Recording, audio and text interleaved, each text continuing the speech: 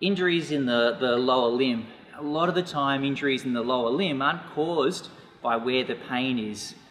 And if you think about the injury is not coming from where it's sore, the injury is going to be coming from somewhere else. A lot of the time we'll see people who've got Achilles tendinopathies, or they might have stress fractures in the foot or into the hip, but we can have areas that aren't moving well and putting pressure onto other areas. And a pretty common site to have some mobility restrictions is our hip joints.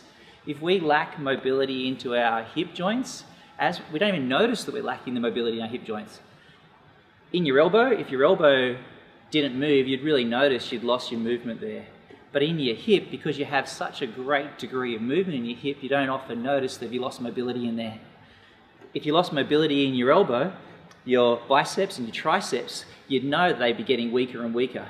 When you lose mobility into your hip joints, you don't realize you're losing mobility, and then you start to actually lose your strength and your power from your glutes. Losing strength and your power from your glutes means you have to try to get that strength from somewhere else. And if you're a runner, well, if you haven't got here to give you that explosive power to push off, or that endurance in your glutes to be using them, you'll start using other areas, which will often be the calf or your hamstrings, and we can get some tendinopathies developing. If you lose mobility into your hip joints, then you're not going to be shock absorbing with your glutes either. And if you don't shock absorb with your glutes, then you're going to be putting out pressure into other areas when you land, and often that could be something which is then loading your feet to start to give you things like stress fractures. So hips, getting the hips mobility is really important. The hip mobility will allow the force to move up the kinetic chain when you're running.